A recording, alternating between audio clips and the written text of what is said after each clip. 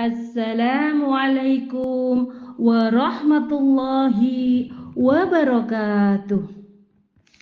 Selamat pagi anak-anakku yang solih solihah. Semoga semua sehat dan penuh semangat untuk belajar materi hari ini.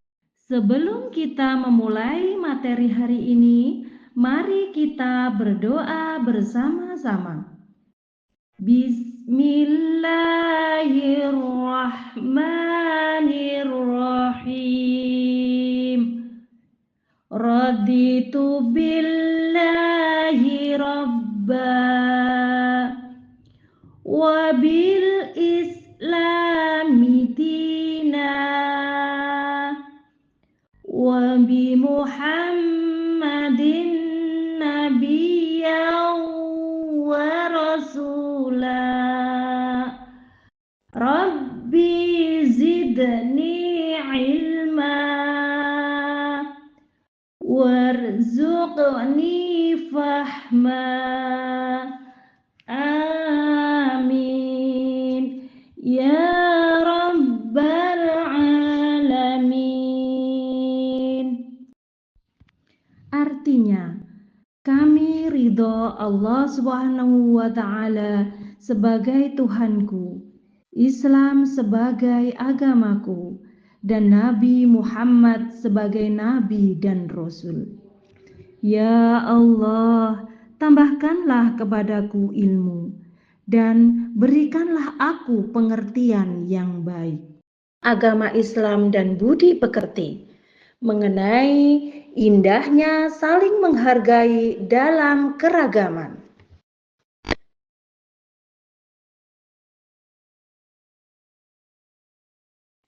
Keragaman merupakan sunatullah. Kata sunatullah dari segi bahasa terdiri dari kata sunnah dan Allah. Kata sunnah memiliki makna kebiasaan. Sunnatullah adalah kebiasaan-kebiasaan Allah Subhanahu wa Ta'ala dalam memperlakukan ciptaannya. Sunnatullah adalah hukum-hukum Allah Subhanahu wa Ta'ala yang disampaikan untuk umat manusia melalui para rasul dan hukum kejadian alam yang berjalan tetap dan otomatis. Hal ini sesuai dengan firman Allah dalam Quran Surah Al-Fatih ayat 23. Bismillahirrahmanirrahim. Sunnatullahi allati qad khalat min qabl walan tajida li sunnatillahi tabdila. Yang artinya, demikianlah hukum Allah yang telah berlaku sejak dahulu. Kamu sekali-kali tidak akan menemukan perubahan pada hukum Allah itu. Quran Surah Al-Fatih ayat 23. Anak-anak yang soleh-solehah, tolong perhatikan gambar berikut.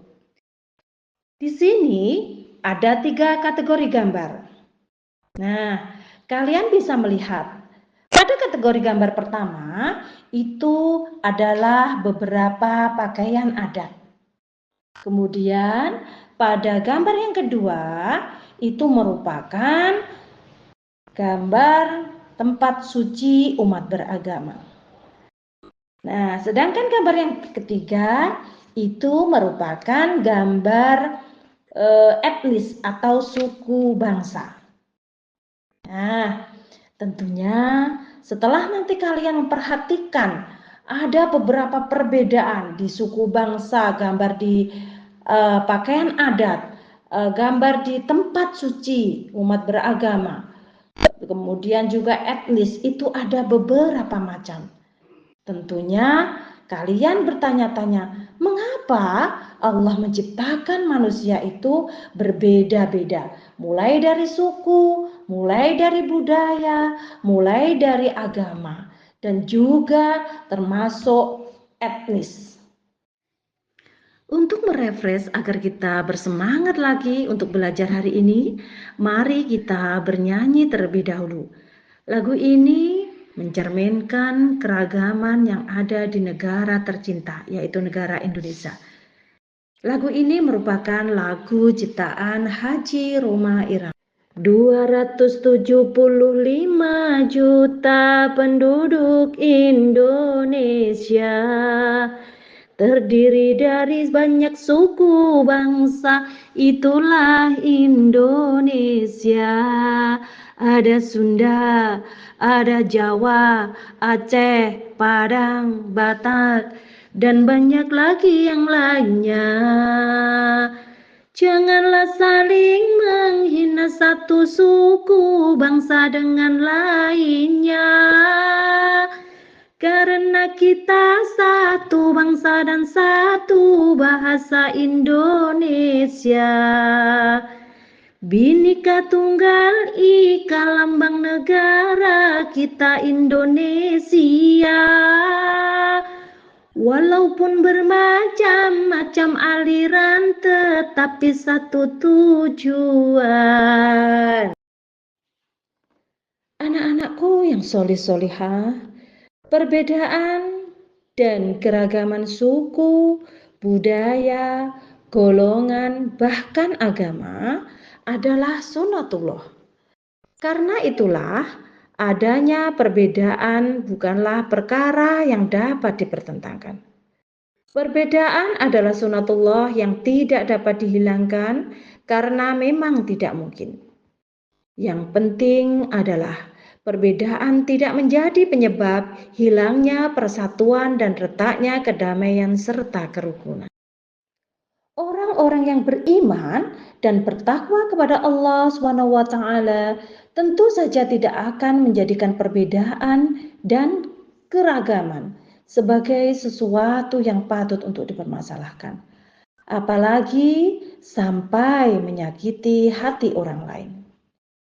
Allah SWT memerintahkan umatnya untuk tidak saling mengolok-olokkan golongan yang lain yang berbeda dengan keyakinan yang kita anut. Perbedaan menjadikan setiap individu maupun kelompok untuk berlomba dalam kebaikan dan meraih prestasi dalam mewujudkan kehidupan yang maju, sejahtera, damai, adil, makmur, sentosa, dan bahagia.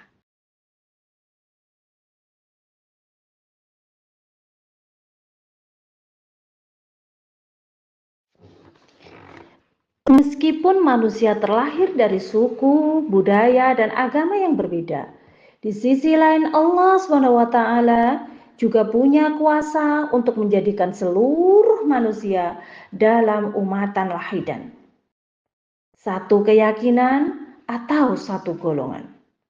Akan tetapi Allah SWT menghendaki adanya keragaman. Allah ingin menguji manusia untuk berlomba-lomba dalam mewujudkan kebaikan. Agama Islam mengajarkan kebaikan dan menentang tindakan kekerasan. Allah menciptakan manusia ini bukan untuk saling menyakiti, melainkan untuk saling mengenal dan memahami satu dengan yang lainnya. Agama lain selain Islam juga mengajarkan kebaikan. Sehingga jika kita benar-benar memahami ajaran agama yang kita percayai, maka perselisihan tidak akan timbul. Dalam agama Islam sendiri, dengan tegas memerintahkan kepada pemeluknya untuk berbuat baik kepada siapapun. Berbuat baik tidak hanya dilakukan kepada sesama muslim, tetapi juga dengan penganut agama lain serta lingkungan sekitarnya. Sebagaimana dalam firman Allah sebagai berikut. Bismillahirrahmanirrahim. In ahsantum li anfusikum wa in asatum falaha. Al-ayah. Yang artinya, jika kamu berbuat baik, berarti kamu berbuat baik untuk dirimu. Dan jika kamu berbuat jahat, maka kerugian kejahatan itu untuk dirimu. Quran Surah Al-Isra ayat 7. Berbuat baik merupakan salah satu bentuk ibadah dan wujud akhlak mulia yang diperintahkan oleh Allah. Sehingga apabila kita berbuat baik kepada orang lain, maka berarti kita sudah berbuat baik terhadap diri kita sendiri. Dan sebaliknya, jika kita berbuat jelek atau jahat kepada orang lain, niscaya suatu saat kita juga akan menuai dari apa yang telah kita perbuat terhadap orang lain tersebut. Anak-anakku yang soleh-solehah, Indonesia memiliki 6 agama resmi, yaitu Islam, Kristen, Katolik, Hindu, Buddha, dan Konghucu. Keenam agama tersebut dapat hidup saling berdampingan dengan sikap toleransi. Toleransi adalah sikap menghargai dan menghormati perbedaan. Toleransi beragama dilakukan dengan tidak mencela, tidak memaksakan kehendak, dan tidak mengganggu umat agama lain beribadah.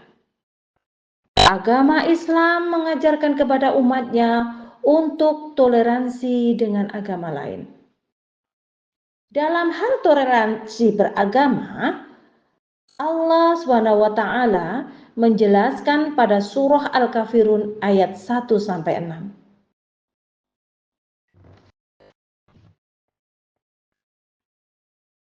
A'udzu billahi minasy syaithanir rajim. Bismillahirrahmanirrahim. Qul ya ayyuhal kafirun la a'budu ma ta'budun wa la antum 'abiduna ma a'bud wa la ana 'abidum ma 'abadtum wala antum 'abiduna ma a'bud lakum dinukum waliyadin. Yang artinya, katakanlah Muhammad, wahai orang-orang kafir, aku tidak akan menyembah apa yang kamu sembah, dan kamu bukan penyembah apa yang aku sembah, dan aku tidak pernah menjadi penyembah apa yang kamu sembah, dan kamu tidak pernah pula menjadi penyembah apa yang aku sembah. Untukmu agamamu, dan untukku agamaku.